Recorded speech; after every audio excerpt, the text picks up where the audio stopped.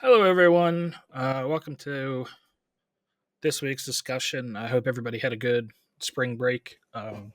I actually, this is my first semester teaching or spring semester teaching.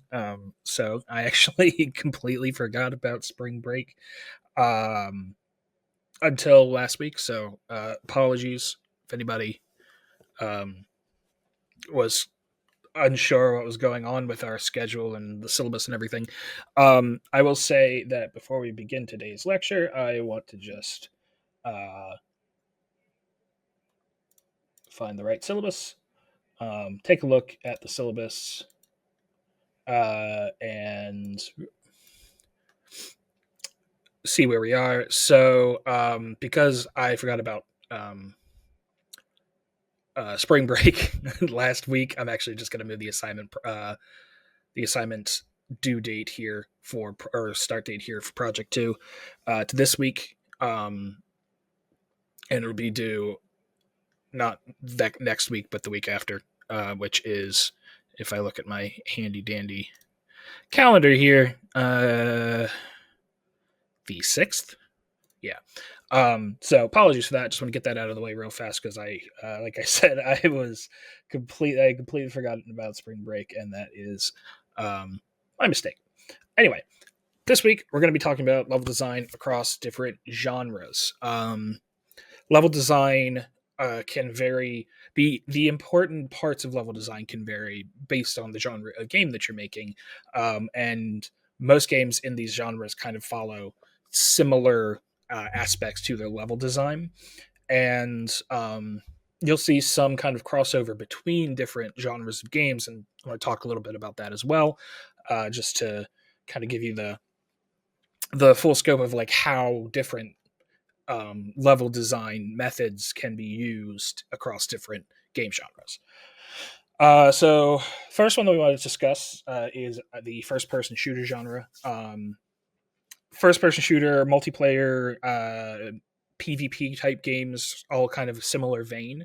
Um, the I guess hot one now is Marvel Rivals.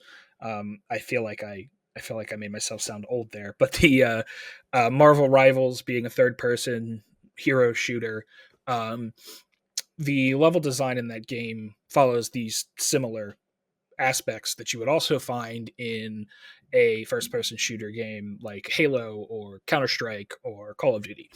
Um, so the important things to think about with first person shooters are your the design of your space, the size and kind of flow through the space that you're going to be sending players into, and they have to traverse and figure out strategically how to attack the enemy in that space. Sightlines. So first person shooting, well, shooting games in general, all about kind of being able to see, target, and attack your opponents. So you need to be aware of where those sight lines are and how they create kind of strategic points in the game for, say, a sniper spot or a defensible position, or a way to flank. Um, and you want to make sure that everywhere in your level, if you're designing for a first person shooter game, everywhere in your level that you want people to be able to attack or defend from, that those sight lines are accurate to what you want them to be able to do. And the final thing we want to look at with FPS design is the verticality. I discussed this a couple weeks ago when talking about 3D level design. That verticality gives a lot more complexity and a lot more um, depth to your levels, especially in a first person shooter game, where if you add the ability to go to different, you're increasing the size of the actual arena that players are fighting in, to uh, multiplicatively, as you add floors and different levels in height. Um, and a lot more complexity as well when you start adding rooms to buildings on multiple floors, things like that. All of which, as you're designing, need to be able to keep in mind the other aspects of FPS design. Um, so let's talk about our arena design with FPSs. The the best way to think about flow in a FPS level is that those choke points, the attack and defense, the points where you expect players to interact with each other to fight each other. Um, those need to be impactful in that they need to be strategically significant and also um, engaging to the players when they reach those points. So this image here is, it's a bit cut off, but this image here is of Rust 2, not Rust 2, Dust 2, from CS:GO, and a lot of these corners and entryways and these choke points, they're kind of designed to be. This is where one team, if you look at, I believe these are the spawn points. If you look at the spawn points, this is where you expect players to meet each other as they are reaching from, you know, traveling from their spawn point to the enemy's side of the map. You expect them to hit each other and to fight in the areas around the center. Some secondary encounters on the right, and then some tertiary encounters on the left here, depending on how players interact. But these choke points are created in a way that's where you want players to be fighting. So that's where you're going to put a lot more kind of funneling those players into those points so that they interact. Sightlines we've discussed. Verticality we've discussed. All of these are important to make sure that players aren't, expecting to be able to see and shoot an enemy from one point of the map to the other, and aren't able to, because if they see a window and they're like, oh, I should probably be able to get to that window and use that as height to be able to shoot down at an opponent. Your job as a designer is to make sure that they can do that. So, next up, we'll talk open world level design. I thought I had an image for this one. Guess I forgot to put an image for this one. But the open world level design is very, obviously, it's vast. The idea is that it's vast, but it's very filled. It's very dense. You can have completely open world or completely empty open worlds, but people don't want to, like, people won't want to stay and explore in those worlds unless there are things to interact with, whether that's set pieces, scenery, or combat encounters and things like that in certain areas, different biomes where you see certain enemies or can find certain collectibles and things like that.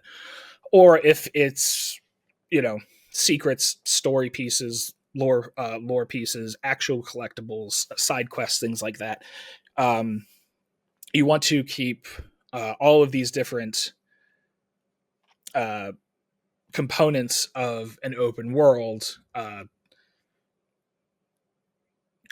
correctly balanced within your design. You want to make sure that your different landmarks, your rewards for exploration, those secrets, and those vista points, as pointed out in the slide, are all there in the correct balance to make sure that players have enough to do within your world and are incentivized to explore the entire thing. Good examples of open world level design include the hallmarks of open world games, such as your Assassin's Creeds or Far Cry's or oh god, now I'm blanking on good ones. uh, Dark Souls, things like that. Next up, let's talk a bit about puzzles. So kind of similar, I think, to open world, where you want to have the correct density of um, interaction points across a large map, like you would in an open world environment. With puzzles, you want a similarly um, subjectively, I guess, dense amount of interactions that present that challenge to players through the puzzle. So um, you want to make sure that in a single level in a puzzle game, the image that I've used and the example that I'll use is Portal. Within the level, a single level of Portal, there are multiple puzzles to solve to get to the end of the level. And those puzzles usually follow the same um, uh, as in this list here on this slide. They usually follow similar pattern. The puzzle will introduce a new mechanic or a new way to interact with the environment, and that'll be that tutorial phase. Then it will ask you to do that thing through concept application. Um, then it will make it more complex, adding a mechanical twist, some kind of new element that will make it more difficult to figure out the solution for, or to make it a little bit more challenging to complete. Such things as with Portal, I guess, using physics to throw things through portals. To I guess the companion cube is a good example of this, where you throw the companion cube through a portal to hit a button to open a door to move to the next area, and then the twist comes halfway through the level where you're doing the same thing, but now you're throwing uh, the companion cube through your portals to try to hit turrets so that they don't shoot you as you're trying to cross the room. Those twists and things give those puzzles fresh feeling and more varied interactions with players. And then the last thing that they do is the last challenge on a level is the most difficult version of that challenge, most complex version, and it kind of collects all of the different parts of the challenge of that level into one final puzzle, till you get to the next level. And the idea is that these things need to be together in the right order and right density to kind of guide a player from one point to the end, from the start to the finish.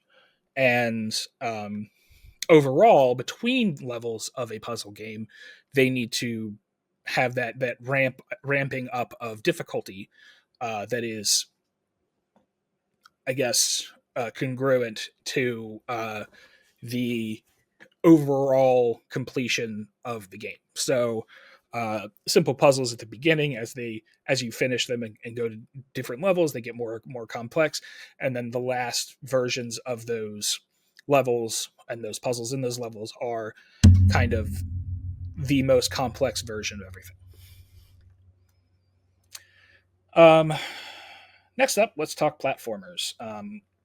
Or I will. I need to reset the recording, but I will. Okay, next up, platformers. So, platformer level design, which I guess kind of be seen as kind of like a entry level level design. It is that linear idea of you start at one end, get to the end, get to the other end, either within a time limit or after finding a certain number of keys or collectibles or whatever, to finish the level and move on to the next one. Platformers have some very similar aspects to puzzle level design and use a lot of that verticality that you would want to find in, say, an FPS. Their kind of hallmarks are the movement mechanics in your running, jumping, using other abilities or power ups to cross obstacles. Those obstacles that you have to navigate through in an environment, and different routes to accomplish your goal. These um, three major things are also things that you can find in um, puzzle level design, where depending on the puzzle game, such as say Portal, where physics, momentum, um, running doing actual platform mechanics matter to solving the puzzles. Similar idea. The basics of it being that you are moving through an environment, you have obstacles to pass, and different paths can either lead to easier or more difficult obstacles to complete the level.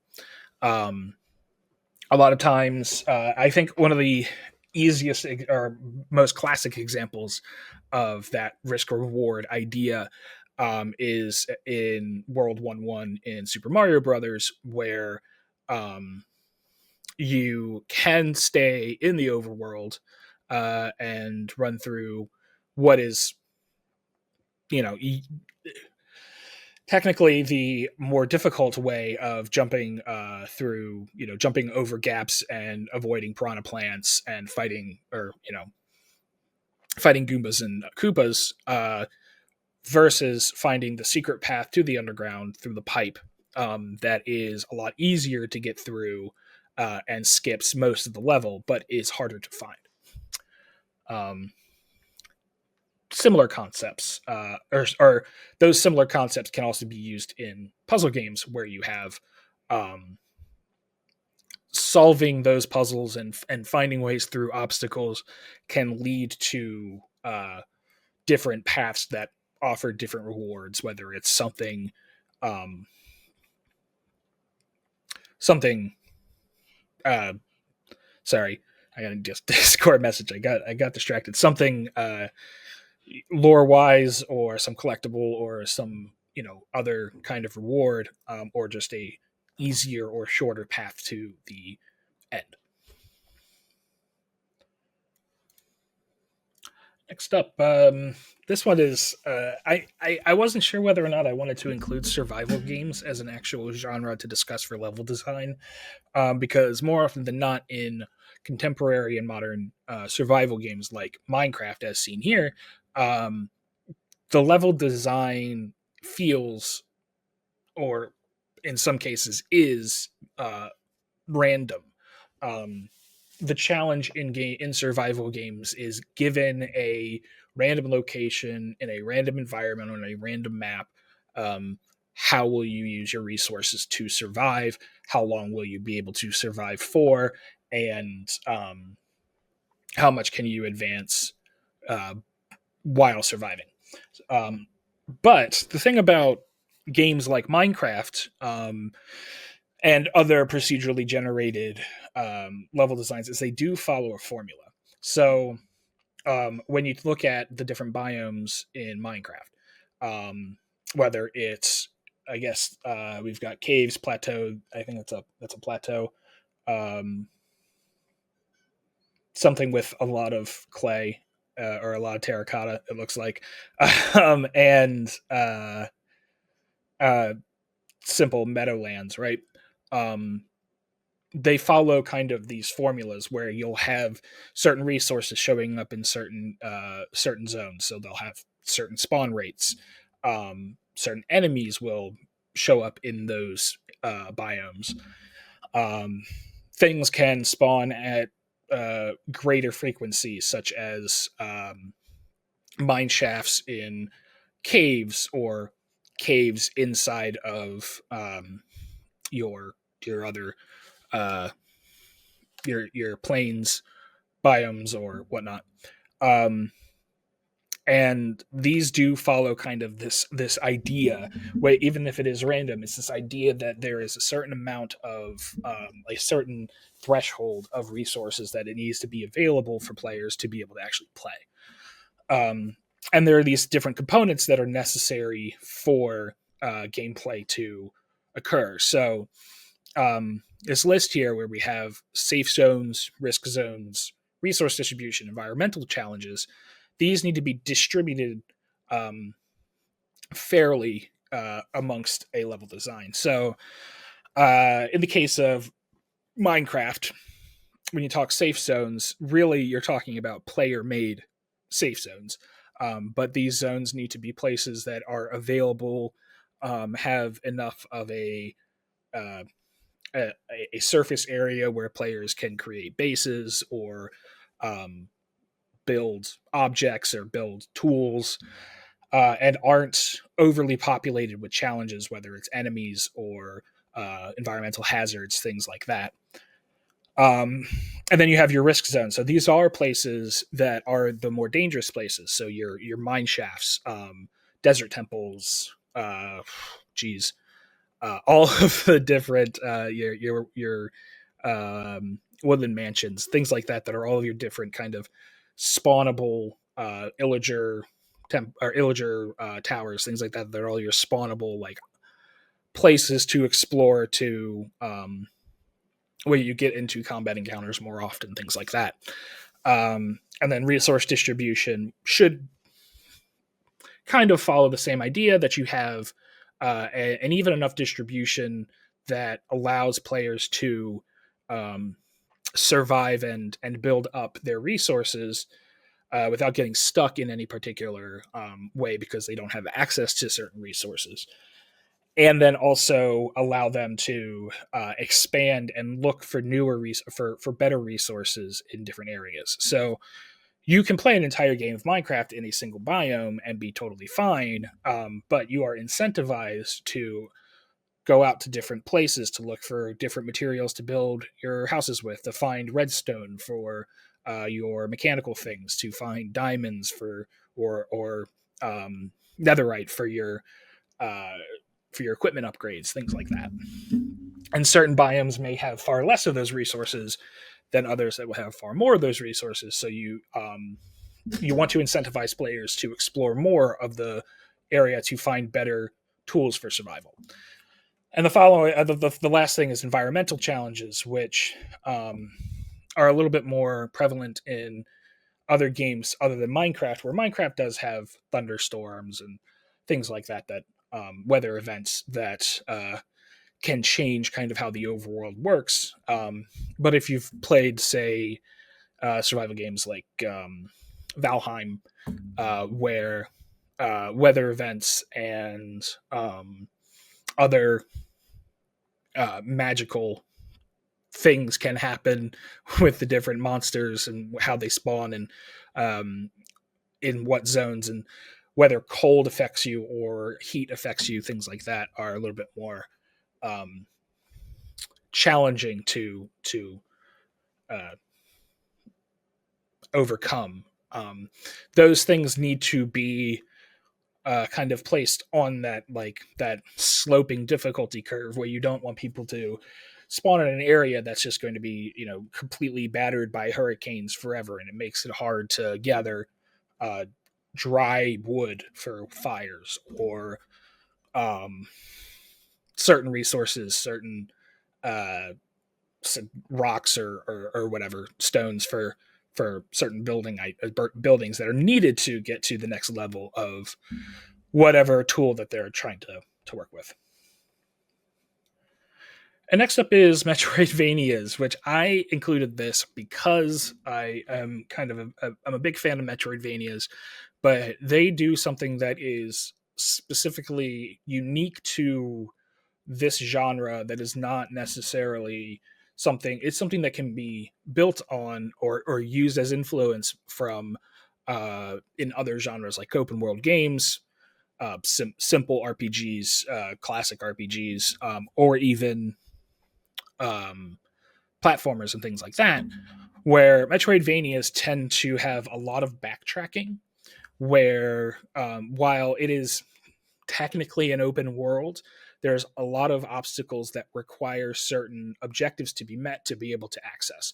And in a lot of Metroidvania games, whether it's actual Metroid or actual Castlevania or Dead Cells or Hollow Knight, things like that, um, where you have to go through and find where certain bosses are or certain power ups are that will allow you to access different parts of the map that you may have already found or you may not have found yet, or be able to defeat bosses that you may have found and not been able to beat.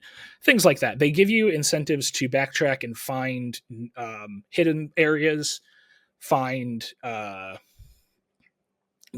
different power-ups and things that will make your character stronger so you can tackle those more difficult areas or the things that you're not able to at the time that you find them. And they give kind of this idea, that this feeling of a interconnected open world, but through kind of a funneling of semi-linear gameplay.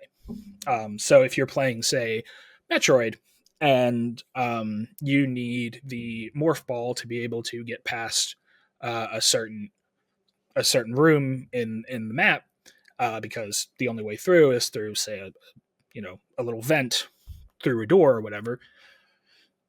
You're being guided to find the morph ball to be able to continue into the next part of the game. And that flow, the way that Metroidvania games flow, is very unique in that technically you can explore as much as you want, but there are certain checkpoints that you need to hit in order to continue to new parts of the map or to new discoveries. And I think, okay, let me just restart the recording. Okay, and the last slide we have here is something. These are different different themes, different principles that kind of cross genres and things that should be incorporated or can be incorporated in any type of game, any genre of game that you're designing levels for. These can be used in those levels, and better, objectively better level design includes all of these pieces to create and elevate quality levels. So you have player guidance, which is, as we've talked about, especially in things like puzzle games, where you kind of show the player how to interact with the environment in the way that they're supposed to, or how they travel from one location to another, or the different mechanics of the game. That player guidance is used to help players navigate the level that they're in. To a point where showing is more effective than telling by good tutorials and things that will actually get you to do an action or use a mechanic or a power to continue on through your through the level. That is then also functioning as a tutorial for that mechanic.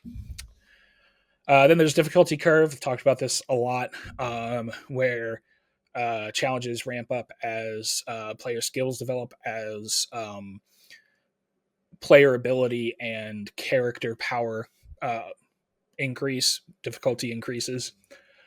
Memorable moments where these can be big set pieces, big story points, fun boss fights, memorable interactions, things, difficult puzzles, things that give a very good reward, things that like players can point to when they're looking at like a really like, meaningful moment, meaningful interaction with your game.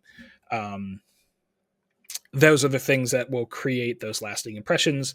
They are the things that'll make players remember things like World 1-1 in Mario, when the first time that you found out that there was a pipe that would lead you underground. That's a big aha moment for a lot of gamers. Or in a Metroidvania game, when you first realize or first find a beat a boss and get an upgrade that allows you to open up a door that you've trying to figure out how to open for a while.